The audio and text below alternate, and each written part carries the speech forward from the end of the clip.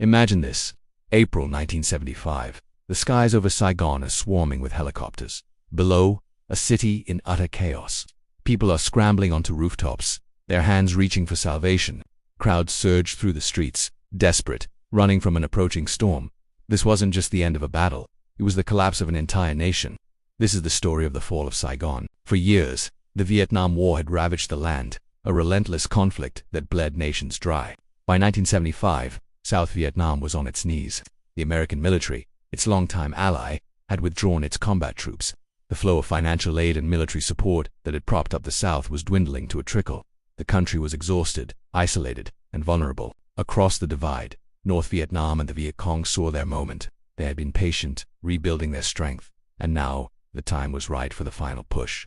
They launched what they called the Ho Chi Minh Campaign, an all-out, offensive designed to end the war once and for all. It began with a force and speed that stunned the world. The northern advance was like a tidal wave. They swept through the central highlands, capturing key cities with shocking ease. The South Vietnamese army, the ARVN, once one of the largest in the world, began to disintegrate. Some units fought bravely to the last man, while others dissolved, soldiers abandoning their posts to find their families. City after city, Da Nang, Hue, Nha Trang fell in rapid succession. The momentum was unstoppable. Panic spread like wildfire through the south. By late April, the North Vietnamese forces had encircled the capital itself. Saigon, the vibrant heart of South Vietnam, was now a city under siege, its fate sealed. There was no escape, no reinforcement, no turning back. With the enemy at the gates, the United States launched one of the most dramatic evacuation missions in history, Operation Frequent Wind. It was a race against time. The main airport was already under attack and unusable, so the evacuation shifted to the rooftops.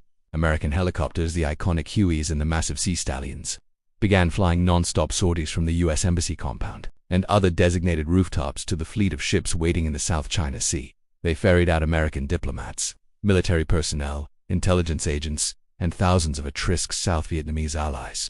Each flight was a gamble, a desperate dash through a city on the brink of surrender. The whir of rotorblades became the soundtrack to Saigon's final hours, a constant, frantic pulse against the backdrop of impending doom. Down on the streets, the situation was pure chaos. An estimated 10,000 desperate Vietnamese citizens swarmed the U.S. Embassy, scaling its high walls, begging for a chance to escape. The scenes were heart-wrenching. Families were torn apart in the crush, a father pushing his child over the wall, hoping they would be saved, even if he wasn't. A wife separated from her husband in the frantic crowd, never to see him again. The Marines on the wall had to make impossible choices, deciding who could get in and who would be left behind. Many who had worked with the Americans, who had believed in the cause, were abandoned. The world watched, horrified, as these final, desperate moments of South Vietnam played out on their television screens, a raw and powerful testament to the human cost of war. On the morning of April 30th, 1975, the end finally came. North Vietnamese tanks, flying Viet Cong flags, smashed through the gates of the presidential palace. The last president of South Vietnam, Duong Van Minh, formally surrendered, announcing on the radio that the fight was over, urging what was left of his troops to lay down their arms.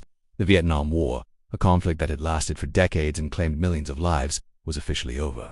Saigon was quickly renamed Ho Chi Minh City. A new chapter, under a new flag, had begun. So, why does the fall of Saigon still matter so much today? It marked the definitive end of America's longest and most divisive war up to that point. The images of those helicopters on the embassy roof became an enduring symbol of American defeat, a moment of national humility that reshaped foreign policy for a generation. For the Vietnamese people, it was the painful, violent birth of a unified but deeply scarred nation. The event triggered a massive refugee crisis, the story of the boat people who risked everything for a new life. The fall of Saigon isn't just a historical event. It's a powerful lesson about the limits of power, the consequences of intervention, and the profound human tragedy that lies at the heart of war. Its echoes are still felt today, in the lives it changed forever and the questions it left unanswered. For more true stories from the most important moments in modern history, make sure you subscribe to WW2 Chronicles. Because sometimes, the end of one war is just the beginning of another chapter of history. Thanks for watching.